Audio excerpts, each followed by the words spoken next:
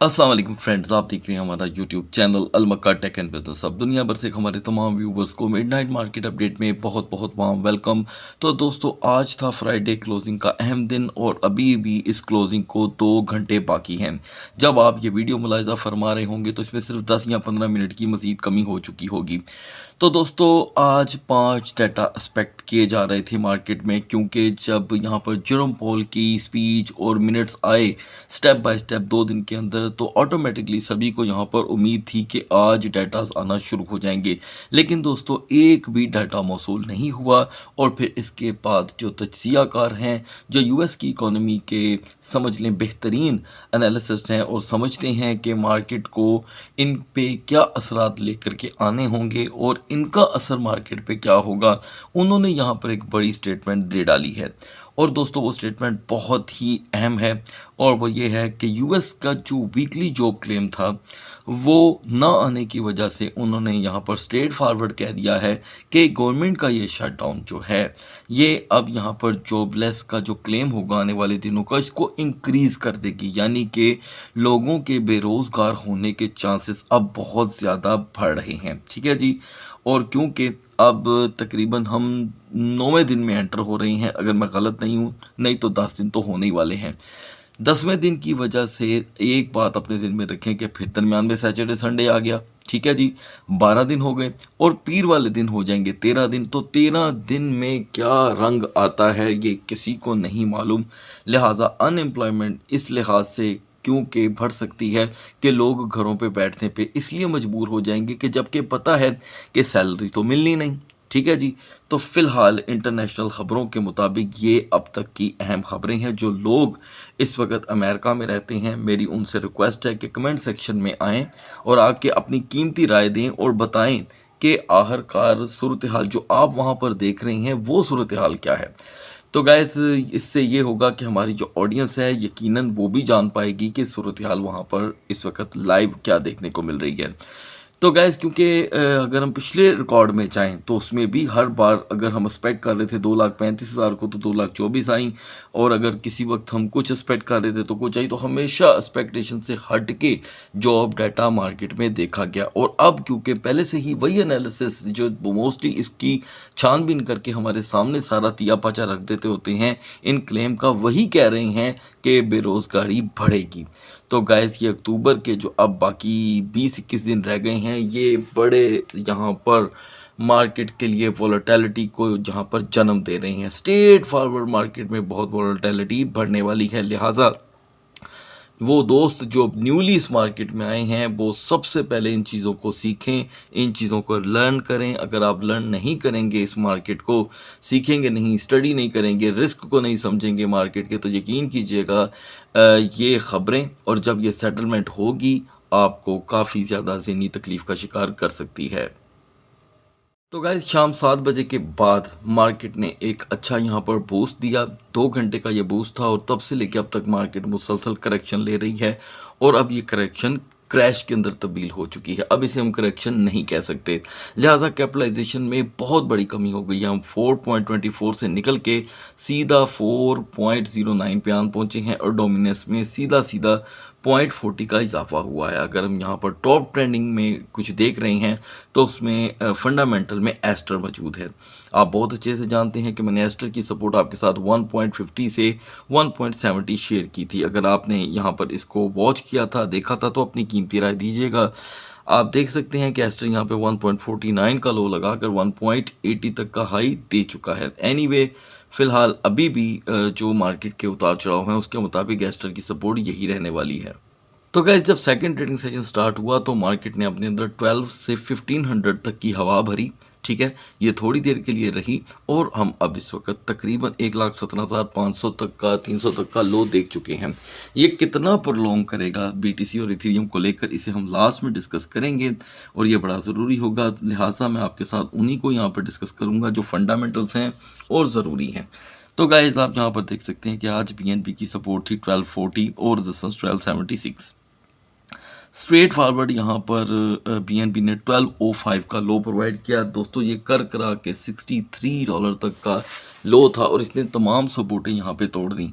एक चीज़ तो आपने आज देखी है कि BNB अब अपने अंदर टोटल रोटेशन 60 to 70 की रख के बैठा हुआ है, ये क्लियर हो गई बात। चले, जब हमने 1205 का लो देखा तो उसके बाद एक मरतबा BNB 1241 तक दोस्तों आया और तब से लेके अब तक डाउन है। लिहाजा कोशिश की जा रही है कि यही अगर सूरत हाल रहती है 1205 को भी अगर ये अपनी सपोर्ट कंसिडर करता है तो रेजिस्टेंस थोड़ी सी मजबूत हो सकती है, जस्ट लाइक 1245। नाउ XRP के लिए दोस्तों 2.70 की सपोर्ट थी, आप बहुत अच्छे से जानते हैं। XRP ने इसे सेलेक्ट करते ही एक बड़ा हाई दिया 2.76 का और अभी भी ये बात यहाँ पे ख़त्म नहीं हो रही। लिहाजा XRP की यहाँ पर मज़ीद सपोर्ट जो है वो 2.65 से 2.75 के दरमियान रहेगी। नाउ सोलाना की दोस्तों 215 की लोकल सपोर्ट थी, आपको बता दिया गया था कि इसका इरादा बज़ाहिर अब यही देखने को मिल रहा है कि ये इस सपोर्ट को तोड़ देगा।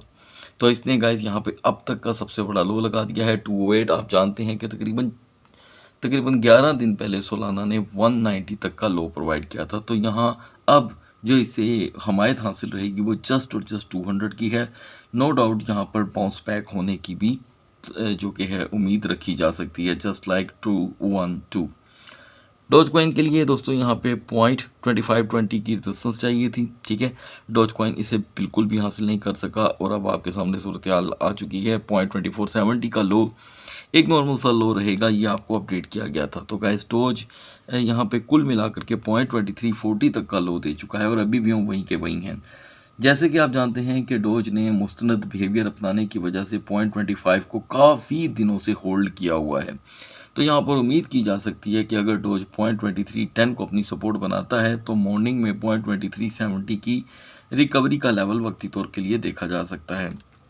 दूसरी तरफ दोस्तों लिंक की आज की सपोर्ट थी 22.50, आपको अपडेट किया गया था। ये कमज़ोर सपोर्ट है, अगर ये टूटती है तो हम 22.20 का लो देखेंगे। Guys you can check now, हम तो 21 पे आ चुके हैं। तो मॉर्निंग के लिए इसकी सेफ जोन 21.50 है। अगर हम यहीं पे रह जाते हैं जहाँ पे हम खड़े दिखाई दे रहे हैं तो 20.70 इज़ द नॉर्मल लो। सुई की यहाँ पे दोस्तों फर्स्ट एंट्री आपके सामने एग्जीक्यूट हुई है। सुई एक बेहतरीन बिहेवियर के साथ एक अपॉर्चुनिटी प्रोवाइड कर रहा है उन दोस्तों को जो यहाँ पर अक्सर हैवी मार्केट के अंदर पैनिक कर जाते हैं और टाउन के अंदर उनका इरादा इस चीज़ का हो जाता है कि जी नहीं, ये मार्केट हमारी समझ से बाहर है। एनीवे आप खुद इसको स्टडी कीजिएगा। पोल्का डॉट के लिए 3.90 की पहली हिमायत है, अभी तक पोल्का डॉट दोस्तों उस लेवल पे आ नहीं सका।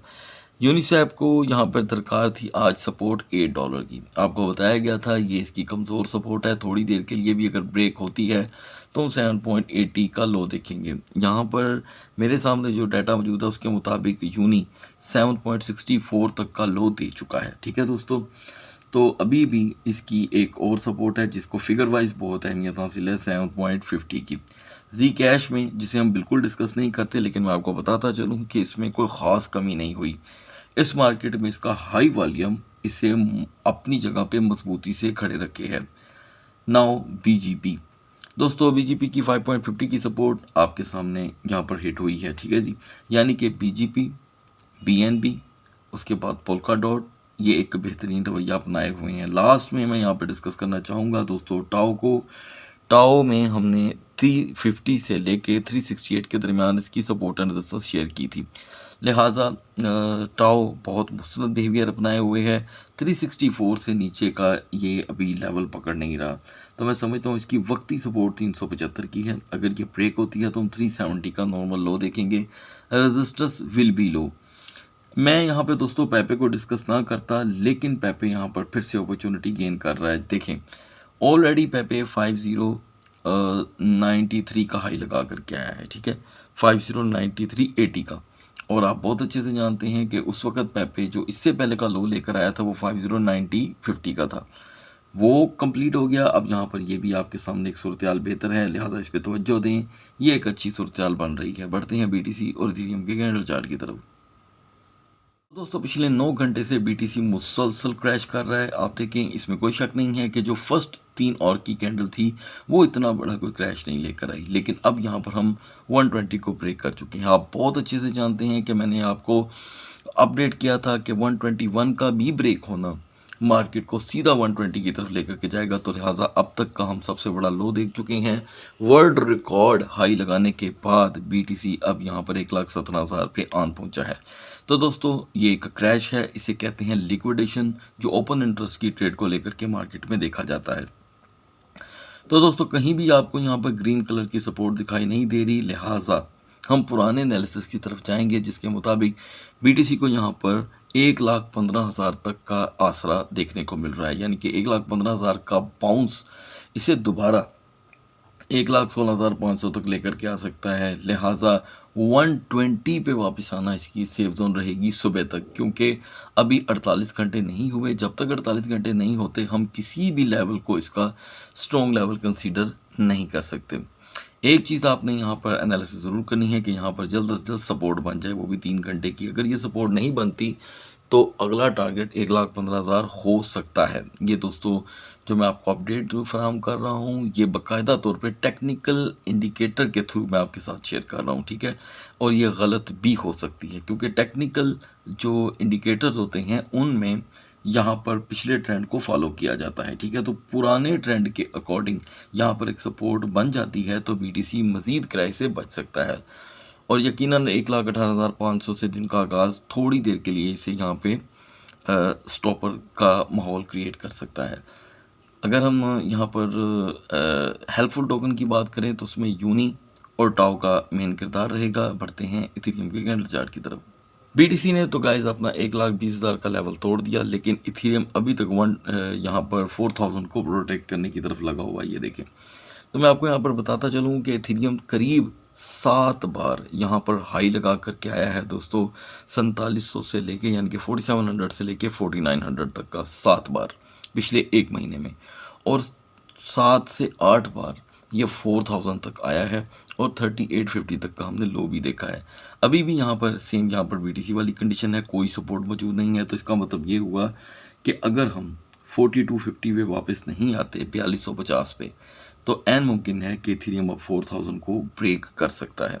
और पहली वीकर जोन जो अब ओपन होने वाली है वो है दोस्तों 4,020 की। 4,020 पे ओवरस्टे इथेरियम को अच्छा खासा डाउन साइड पे धकेल सकता है। और हेल्पफुल के तौर पे यहाँ पर बीजीपी, एचएनटी और सुई का बहुत किरदार रहेगा। सो गाइस सुबह तक अल्लाह हाफिज़।